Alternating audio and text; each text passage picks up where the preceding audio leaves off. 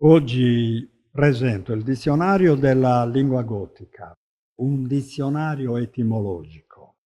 La lingua gotica nacque né più né meno nella stessa epoca delle altre lingue europee. Corre l'obbligo di presentarne il contesto con chiarezza, senza ambiguità, allo scopo di dissolvere una trama ingannevole che produce le favole della dipendenza e della filiazione tra le lingue. Una narrazione entro la quale da 2 secoli vengono presentati i rapporti intereuropei. Dobbiamo invece cambiare prospettiva e pensare alle lingue europee in termini di contemporaneità originaria. Dobbiamo essere subito chiari. La lingua gotica, assieme a tutte le altre lingue euromediterranee, è un accosto del linguaggio originario che fu parlato nel delta dall'Homo sapiens, prima che esso cominciasse la sua espansione. Invito a leggere il dizionario etimologico della lingua gotica, invito a leggere la sua prefazione metodologica per capire bene la questione. Da tale lettura scaturisce la testimonianza scientifica che la lingua gotica non nacque 6.000 anni fa, come purtroppo affermano molti dotti, ma le sue radici affondano in centinaia di migliaia d'anni. Sia chiaro, nel dizionario da me citato tali radici vengono testimoniate con metodo rigoroso. Detto in altro modo, la lingua gotica affonda le radici nella lingua nilotica o deltizia o lingua egizia. La lingua egizia apparve nel Mediterraneo come la lingua forgiata espressamente dall'Homo sapiens, quella da lui parlata nell'arco di millenni mentre discendeva lungo il Nilo dalle alture etiopiche. È intuitivo che la razza umana ebbe agio di organizzarsi in società e pertanto di evolvere il proprio linguaggio soltanto nelle zone ricche d'acqua, ricche di luce, su terre fertili, capaci di produrre molte piante e molti animali. Il nucleo primitivo della lingua gotica sortì dunque nel delta. La progressiva distinzione delle varie parlate oggi presenti in Europa è il risultato dello sfilacciamento della parentela a causa delle reciproche perdite di contatto tra clans, tribù, popoli che in origine vivevano affratellati. È intuitivo che le tribù di Sapiens divennero col tempo sempre più numerose. Possiamo facilmente descrivere la primitiva espansione umana che dal delta colonizzò il Nord Africa fino alle colonne d'Ercole, passando agilmente nell'Iberia grazie ad otri gonfi di fieno legati fra loro. Poi l'Homo dilagò in Francia, Italia, Corsica, Sardegna. Però varie tribù scelsero di staccarsi dal delta per andare all'opposto, a Canaan, attraversare la Turchia, passare i Dardanelli e stanziarsi stabilmente nell'attuale Romania.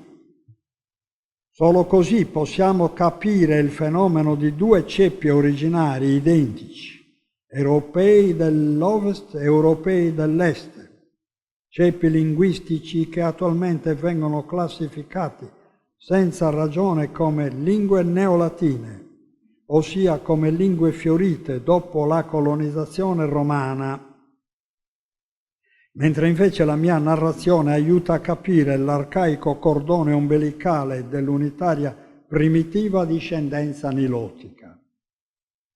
Molti sono convinti che le lingue spagnola, francese, italiana, sarda, rumena traggano origine da Roma, ma non è vero il contrario. Lo strano latineggiare di queste lingue è un fenomeno originario arcaico. Mentre fu proprio Roma ad aver ricevuto per ultima tale linguaggio mediterraneo, come apprendiamo peraltro dallo strano affollamento di popoli e genti diverse entro le primitive mura romane.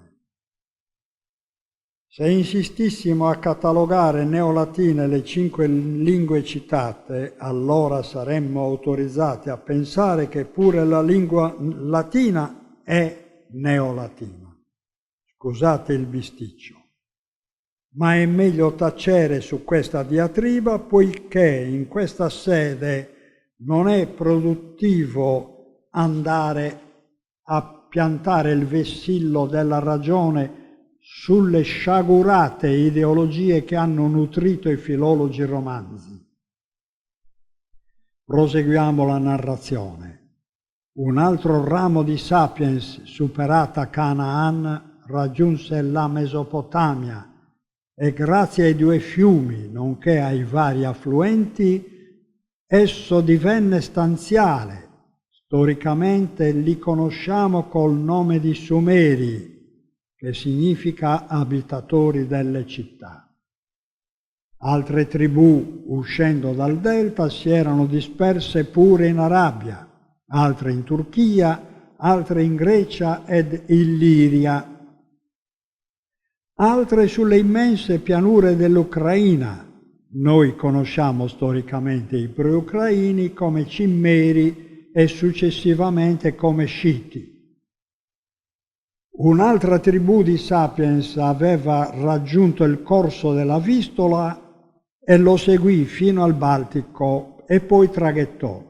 Questo ceppo fu lo stesso che dopo parecchi millenni sarebbe tornato dall'isola di Gotland alla Vistola, risalendone poi il corso ed entrando stabilmente nei confini bizantini.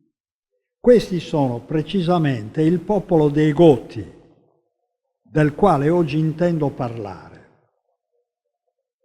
Notiamo però una millenaria unità tra le lingue germaniche ed intuiamo che tra loro vi fu una contiguità molto più lunga che potrebbe essere durata persino 10.000 anni. La presente cartina indica pure i territori celtici occupati dalle tribù germaniche in epoca storica, ma non posso dissiparmi nelle spiegazioni perché debbo andare avanti. Il quadro finora illustrato capovolge l'idea del gotico come lingua che allignò primamente nel gelido nord. Questo capovolgimento è del tutto logico e s'allinea al canovaccio culturale tessuto metodicamente dagli antropologi e dai climatologi. Infatti, i sapiens non scaturirono giammai dai ghiacci del circolo polare artico durante l'era glaciale, ma provennero dalle alture etiopiche. E ripeto che il primo linguaggio apparso nel Mediterraneo e in Europa appartenne ai clans etiopici che s'affollarono sul delta e poi si espansero mediante il ver sacrum, ossia mediante il distacco sacro. Certi studiosi credono ancora all'origine glaciale o germanica o glaccio-germanica e classificano il primo linguaggio europeo come indo-germanico o, secondo l'ipocrita moda del politically correct, come indo-europeo. Non indugio a illustrare il compromesso esistente tra le definizioni indo-germanico ed indoeuropeo. Se qualche germanista lo volesse spiegare senza preconcetti, sarebbe da ringraziare. In ogni modo, in questa sede bisogna stabilire la verità e spiegare che il concetto di indo-germanico o indoeuropeo è soltanto ideologico. Purtroppo tale concetto avviluppò sin dall'inizio, loro malgrado, gli studi di gente serissima che s'applicava alla comparazione dei linguaggi basandosi sulle poche evidenze disponibili fino a 200 anni fa. Quegli studiosi di linguistica erano rimasti intrappolati, loro malgrado, dalle forti istanze nazionaliste di quei tempi. Fu allora che nacque la nazione germanica e bisognava nutrirla di tanti miti affinché crescesse. Nessuno scandalo, ben inteso. Ogni nazione ha bisogno del collante dei miti, non solo i tedeschi. Uno dei miti ariani che i tedeschi vollero intestarsi fu la favola degli Iperborei, la quale nacque in forza di un'antica paronomasia, cioè per un evidente pasticcio linguistico fatto dai greci già 3000 anni fa. Essi, avendo perduto da secoli, specie dopo la guerra di Troia, i legami col passato, pensavano che gli Iperborei fossero un popolo che stava Hyperboreas, oltre il vento del nord. Così, senza riflettere, gli Iperborei furono collocati al polo e furono citati dall'inno omerico 7 da Pindaro, Virgilio, Orazio, Pausania, Strabone, Plinio, Pomponio Mela, Apollonio Rodio. A quei tempi non esisteva la scienza linguistica e nessun erudito volle mai riflettere sulle stupidaggini che tramandava. E mai venne incuriosito dalla contrapposta leggenda delfica, secondo cui il dio Apollo, ossia il dio Sole, passava dagli Iperborei i mesi invernali, ossia i mesi freddi. Nessun erudito si era accorto che la sconnessa favola popolare era maturata a causa di un responso dell'oracolo di Delfi, confezionato per esplicare didatticamente ai marinai e pure agli astronomi i corsi e ricorsi stagionali del Sole, in base ai quali il Sole d'inverno scende a sud, va a visitare gli Iperborei. Era a sud che quegli eruditi avrebbero dovuto guardare, non a nord. Agli eruditi non era nemmeno servita l'affermazione dello storico Erodoto, seguito poi da Callimaco, un saggio poeta alessandrino, secondo cui gli Iperborei nel lontano passato portavano grano al santuario di Delo, al centro dell'Egeo, portavano grano ad Apollo, al dio Sole, perché il grano è il più potente nutrimento regalato dal Sole. Il grano non nasce al polo. Non serve molta acribia a capire che il termine Iperborei è un arrangiamento fonetico dell'egizio perbuur. Analizzando le sillabe abbiamo per, sbocco del fiume, buur, sito della grandezza, della maestà, della ricchezza, della prosperità. Per buur indicò in origine il delta, lo sbocco del Nilo, il sito della ricchezza. E sappiamo che prima della metallurgia la ricchezza si esprimeva in grano. Va da sé che la favola degli Iperborei era nata nel delta al principio del Neolitico. Un mito collegato agli Iperborei è Thule, la quale, diciamolo subito, è l'Islanda. Il primo esploratore, Pitea da Massalia, nel 330 a.C., parla di Thule come di una terra di fuoco e di ghiaccio, nella quale il sole non tramonta mai.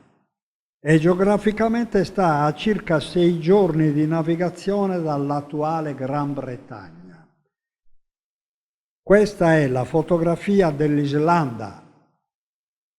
Tacito nel De Vita Iuli Agricole scrisse che la flotta romana circumnavigò la Britannia e giunse alle Orcadi, spingendosi poi in vista di Thule, ma rinunciò a sbarcare per l'imminenza della brutta stagione.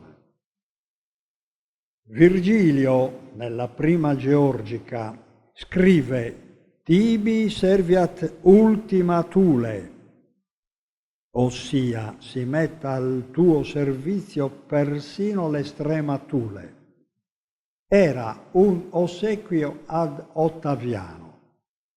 Thule deriva dall'etrusco tular, confine, a sua volta dall'egizio tur, respingere, rimuovere, più ar, from. Dunque turar è un confine che respinge.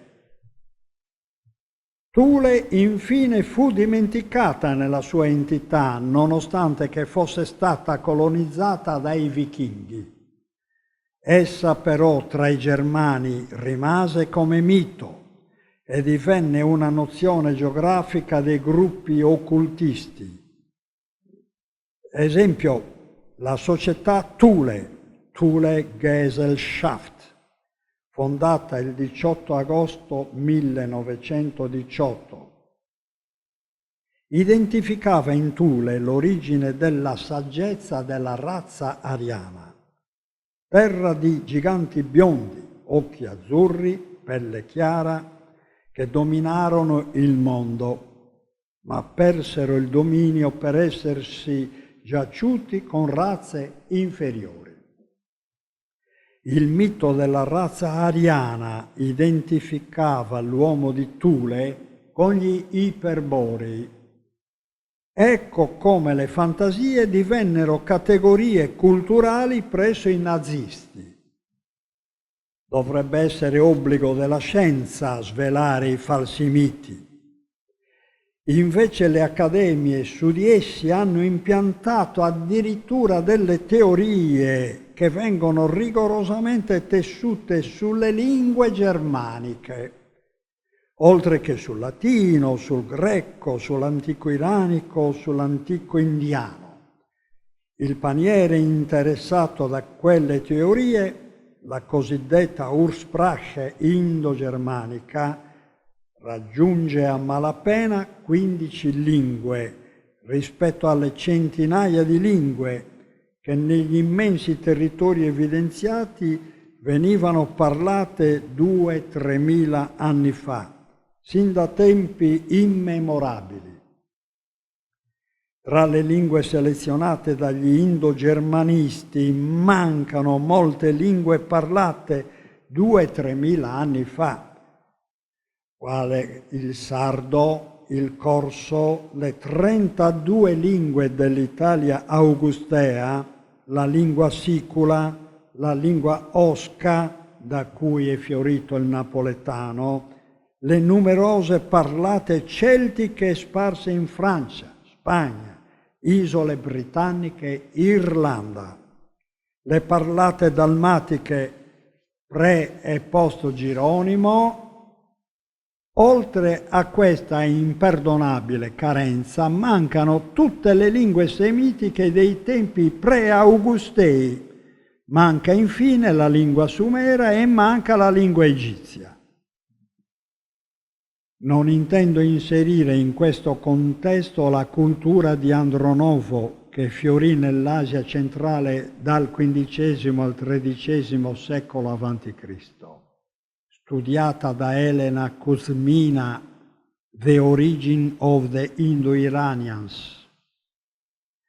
La studiosa pone una seria ipoteca, aprendoci alla novità che la lingua indoeuropea sarebbe nata proprio tra le tribù Andronovo. Ma discuterne qua significherebbe appesantire un quadro che in questa sede, se possibile, occorre snellire. Etimologia. A questo punto penso che nessuno possa accettare una lingua originaria rintracciata soltanto tramite le lingue germaniche e tra le poche costituenti in toto il 10% di un paniere. Anche accettando l'ampliamento alle tribù Andronovo, il quadro non si amplia molto.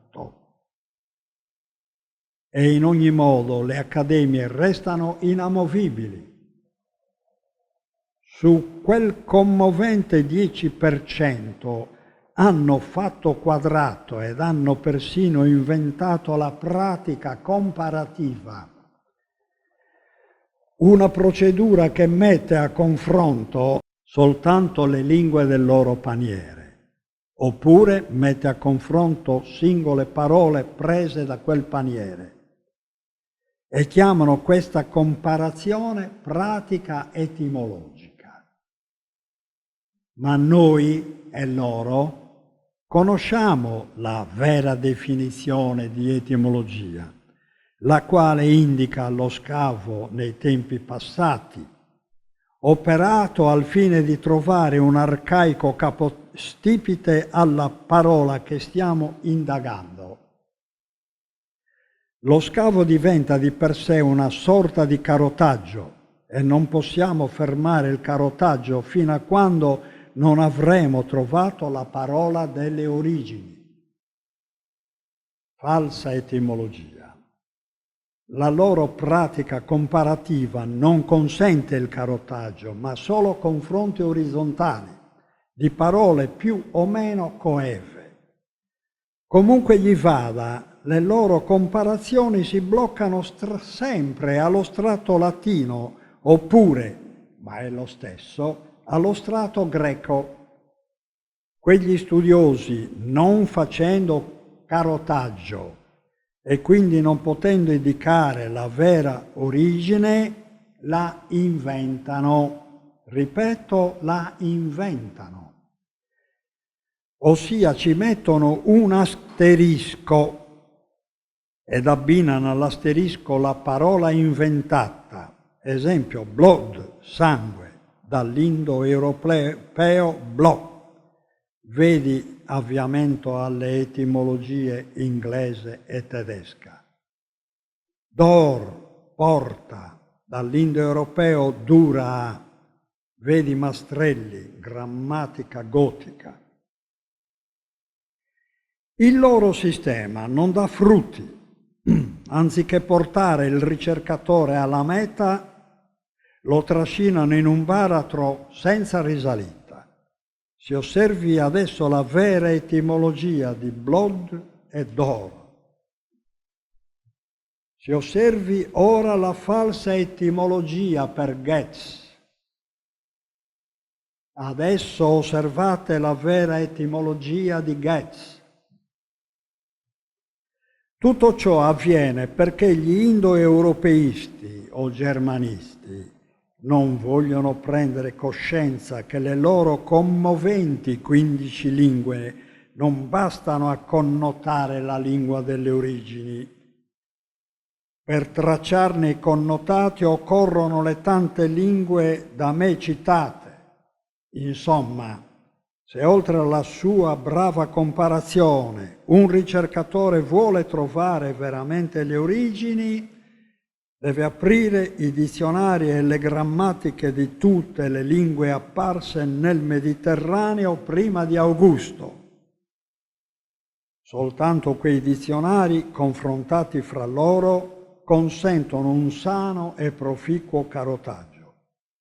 Un ricercatore deve aprire, oltre al dizionario etimologico della lingua sarda e la corrispondente grammatica storica della lingua sarda, anche i tanti dizionari e grammatiche delle lingue semitiche, ebraico, aramaico, fenicio, ugaritico, assiro, babilonese, accadico, oltre ai dizionari e grammatiche della lingua sumera e di quella egizia. Le vere etimologie non si acquistano al mercato e nemmeno pendono dalle nuvole. Un ricercatore le può ricavare se ha studiato bene greco e latino, oltre alle lingue che essi insistono a chiamare indoeuropee. Ciò non basta, perché occorre approfondire la propria erudizione sulle grammatiche e i dizionari delle lingue semitiche, ed in più sul sumero e sull'egizio. Eppure tutto ciò non basta ancora quando al ricercatore manchi il dono dell'intuizione e dell'interpretazione. Insomma, la ricerca etimologica non è un viaggio turistico esclusivo tra le rovine di Roma e di Atene, tantomeno è un viaggio di piacere, è invece un severo pellegrinaggio attento e rigoroso tra numerosi reperti antichi, non solo linguistici, che vanno interpretati e confrontati con affilata disciplina, dove la componente del dubbio non può essere d'ostacolo, ma anzi di pungolo nel sistemare un quadro d'insieme coerente e illuminante. Schematicamente dico che per operare bene l'etimologia si applica la tecnica del triangolo, ponendo agli angoli di base un vocabolo nonché quello messo a confronto. Essi devono essere omofoni o della stessa classe omofonica e ponendo al vertice un semantema comune. Ad esempio, è inutile confrontare l'italiano foro buco con l'italiano foro luogo dove si esercita la giustizia. Al vertice non c'è alcun significato comune. Vediamo adesso la falsa etimologia di italiano ciao, quella proposta dai filologi romanzi che sosta nebulosamente sulle parole da loro stessi neghitosamente incomprese, senza che nemmeno gli si voglia additare una madre adottiva. Ora vediamo la vera etimologia di ciao, la quale, come si può notare, ha delle chiarissime basi egizie. Vediamo adesso la falsa etimologia di ancora, per la quale il dizionario etimologico della lingua italiana plana dritto sul latino ancora, in base all'ideologia che l'italiano debba per forza derivare dal latino. E si conforta ancora con una coeva parola greca. Questo è il primo errore che commettono, ma ecco il secondo errore. La base etimologica viene fissata nel greco ankos, curvatura, e ciò soltanto perché ankos somiglia ad ancura nel suono, ma non vi somiglia nel significato. Adesso osserviamo il vero triangolo di ancora che ha vivissime basi egizie. I monosillabi. Più su abbiamo sorpreso Mastrelli produrre la falsa etimologia del gotico Getz, capra, che secondo lui proviene dall'indoeuropeo gaudis. Egli ha sbagliato 2 volte. La prima perché ha inventato la parola, vedi il suo asterisco.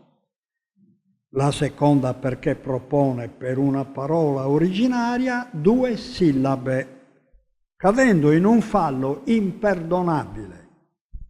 Invero Mastrelli e tutti gli indoeuropeisti una cosa l'avevano azzeccata, scrivendo nei propri libri che il linguaggio nacque dappertutto in forma di monosillabi. In ciò io concordo, anche perché il fenomeno è intuitivo. Non a caso l'egizio ed il sumerico, le lingue più remote dell'umanità, sono scritti a monosillabi e laddove presentino bisillabi, questi sono divisibili in sillabe, ognuna col suo significato.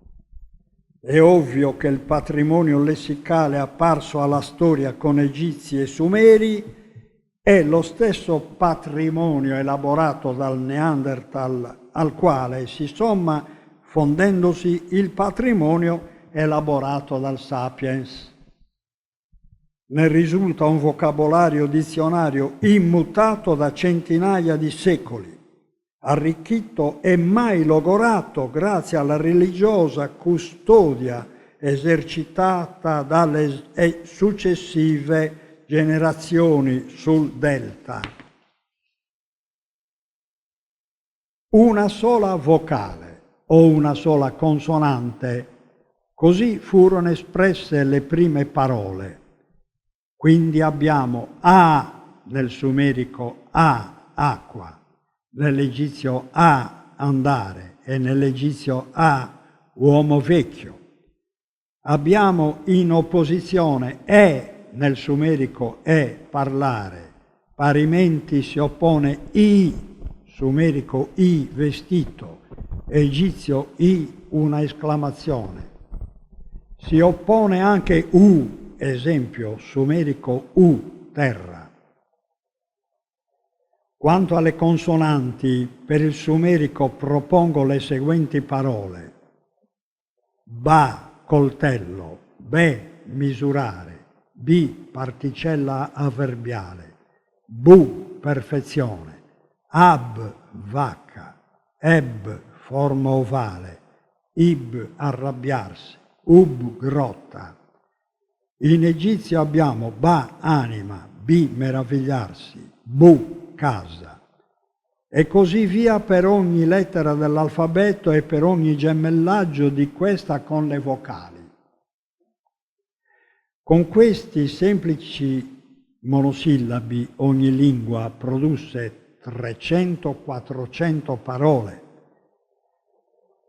Queste sono le prime parole dell'umanità e bastarono ad andare per il mondo e far maturare un vocabolario complesso misurandosi con la natura, col pensiero, col diritto, con la religione.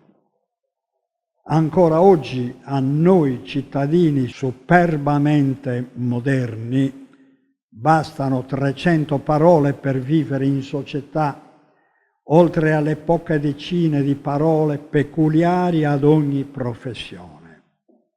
Ecco come nacque il linguaggio. Le restanti parole che arricchiscono i vocabolari moderni sono soltanto una conseguenza. Ad esempio, il latino agoo, faccio, agisco, greco agoo, fu già monosillabo nel sumerico ag, to make, egizio acht, cosa, affare, faccenda, da cui latino actum, atto, azione. L'italiano asso, una figura delle carte da gioco, a base nel sumerico ash, uno, ittita ash, uno. L'inglese cut, tagliare, a base etimologica nel sumerico kud, tagliare. E così via per migliaia di monosillabi. A ben considerare, i monosillabi dell'Antico Oriente non superano complessivamente alcune migliaia. Inutile stare a cincischiare, quelle poche migliaia di voci costituiscono ancora oggi la base di tutte le lingue europee. I polisillabi. Nel volgere dei secoli, però, sortirono anche polisillabi. Essi cominciarono ad apparire nella lingua accadica, la quale sembra avere così una patina più moderna, più vicina a noi. Ma attenti, siamo noi oggi a percepire le parole accadiche quali polisillabi.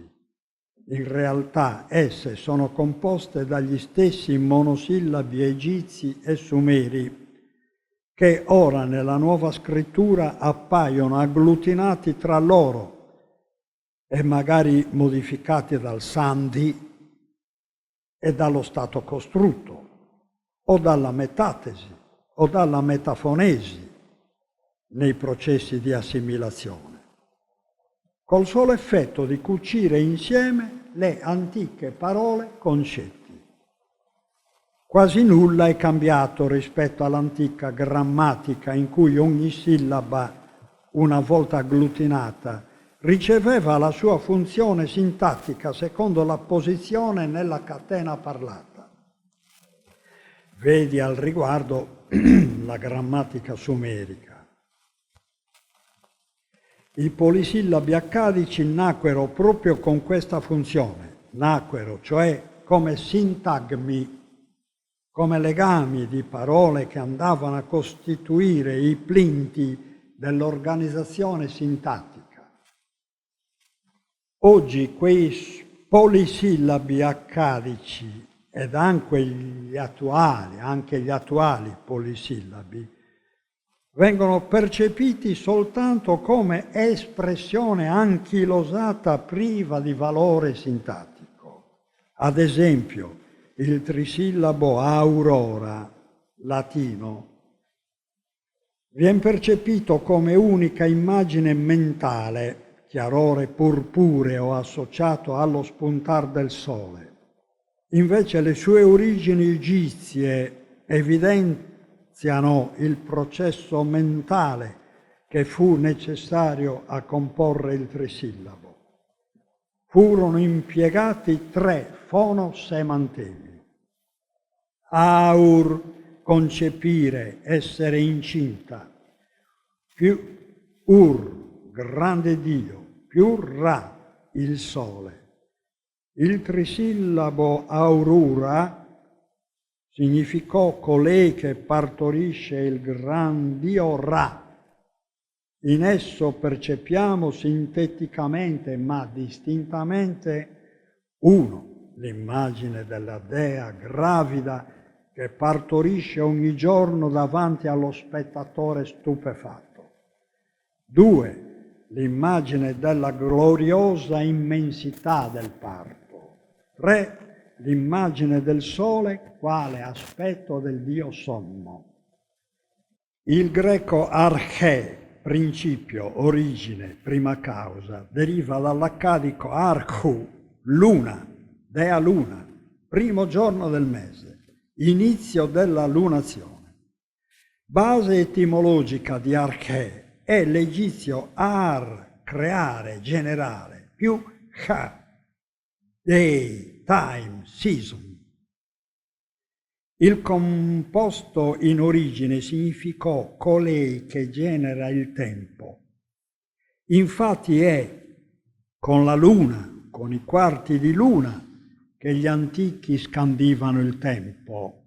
Non a caso l'uomo primitivo, nonché tutti i semiti, hanno sempre contato in base 4, in base sessagesimale, ammoniti dal corso mensile della luna.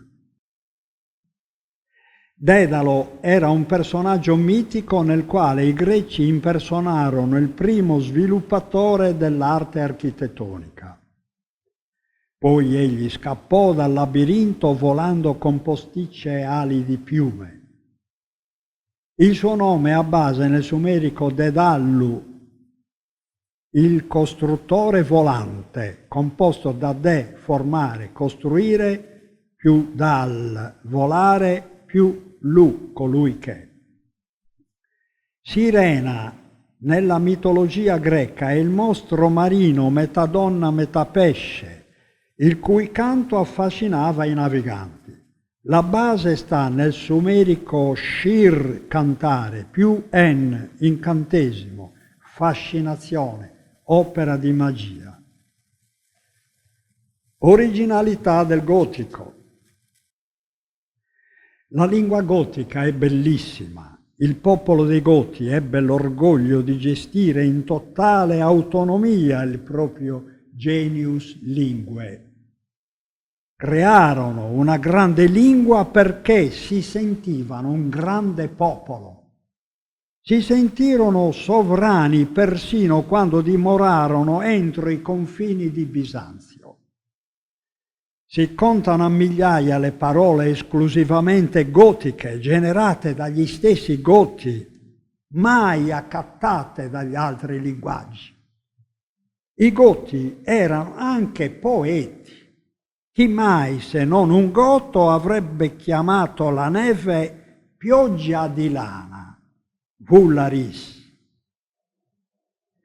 Consapevoli di fare calcoli in base 4, chi mai, se non loro, avrebbe chiamato il numero 8 le due mani, ossia 4 più 4.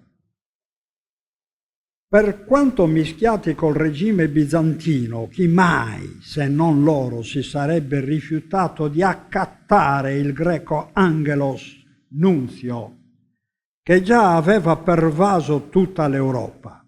Lo rifiutarono e memori delle antiche radici forgiarono Erus, dall'egizio eri, visitare. Il genius lingue dei Goti fu sempre vigile, orgogliosamente vigile, e si poterono permettere di rifiutare il latino liber, libro, e persino il greco biblos, perché la memoria atavica non era scomparsa e Wulfila scrisse la Bibbia chiamandola bocca, da cui il tedesco Buch, la cui base etimologica è l'egizio bech, tagliare, intagliare, incidere la pietra. Il libro, the book, in origine non fu altro che l'esito dell'impegno dell'apicida egizio e poi per estensione l'attività dello scriba sul papiro. L'apicida e scriba erano due artisti che lasciavano ai posteri le memorie scritte, le arti del popolo. Andate in Egitto a vedere il sommo livello artistico delle iscrizioni scolpite e incise profondamente. Andate al Museo Egizio di Torino. Ecco cosa significa Bok. Ecco il valore delle nostre origini arcaiche. Il nostro cordone ombelicale è legato all'Egitto. Un popolo difende l'orgoglio dell'appartenenza e Dothins, la morte, lo stato di morte, fu condiviso soltanto dall'anglosassone death, morte. Mentre la base etimologica rimase l'egizio Dhuat, il nome più antico dell'inferno, un nome arcaico per indicare il mondo dei morti. Dhuait, morte, distruzione. Dhuaut, abissi. Uno dei 1000 concetti che i Goti rifiutarono di condividere con latini e greci è quello della Vergine, espresso con Magath. Riaffiorò poi nel tedesco Madchen, ragazza, ma affonda nel sumerico Mahtab, donna in età di calore. Scopriamo una personalità fresca e primigenia anche in Maui, bambina, vocativo, in latino puella, surge. Maui ha base nell'egizio Maui, gatta. Questa è una onomatopea da Mau, il miagolio del gatto. Considerato che i gatti per gli egizi erano sacri e che l'episodio evangelico riguarda la risurrezione di una bambina, sembra persino ovvio che Wulfila abbia scritto gattina alzati, Maui urris, anziché il greco e pais egeiru, bambina svegliati. Si noti adesso il poetico concetto di italiano ruga, espresso dal gotico mele, dall'egizio mert, viuzza del villaggio. Ricordo sempre che gli egizi rendevano la l con r. Pari poesia abbiamo nel gotico sparua, passero, poi divenuto inglese sparrow, significò pastore dei canali, dal sumerico par, irrigation, ditch, più shepherd. Ovvio che i passeri prediligano vivere lungo i canali pieni di insetti. Senza la base egizia nessuno di noi avrebbe mai tradotto l'inglese sport, che deriva dal gotico sport, leggi sports, stadio, pista da gara, a sua volta radicato nell'egizio pert, campo di battaglia, vigore, forza, assalto, con la particella esaltativa egizia s, che produce quindi spert, da cui sports. Difficile trovare un concetto più pertinente e primitivo del gotico tungo, lingua, inglese tongu, da egizio tha-ankh, tenere vivo. Traduciamo il significato primordiale, quella che esprime la vita. La lingua era quella che esprime la vita. Simile concetto ha il gotico zanku, render grazie, dall'egizio za, dare, attribuire, più anku, la vivente per antonomasia, cioè quella beatificata in cielo, epiteto della dea Iside, che era insomma la nostra Madonna.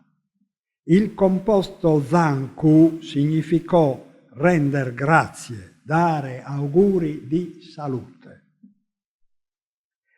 Persino il paradiso fu espresso dai Goti con parola originale, scartando l'avestico pairidaisa ed il greco paradaisos, e invece dicendo uangs, la cui base etimologica è l'egizio serpente o dio serpente, ed anche un genere di pozzo o sorgente nella grande oasi. Badate la distinzione dei concetti. Più anku, vita, che significa anche eterno, albero della vita. Traduciamo uangs come giardino della vita eterna. In alternativa possiamo tradurlo come giardino del dio serpente. Guardate l'incredibile valore della traduzione wulfiliana, la quale si ricollega ai più profondi concetti del primo libro di Enoch, oltre che ai concetti della Genesi. Concludendo, il dizionario etimologico della lingua gotica da me redatto non solo dà l'etimologia all'intera lista dei vocaboli wulfiliani, nessuno escluso, ma rivela una tecnica sicura e innovativa, il modo scientificamente corretto di tradurre un vocabolo arcaico, restituendo ad esso la pienezza delle origini e cancellando i 2 secoli a noi vicini, durante i quali la lingua gotica sostanzialmente è stata mistificata, ridotta a cortile personale di pochi germanisti, addomesticati ai miti dell'uomo ariano e poco avvezzi alla disciplina scientifica. Grazie.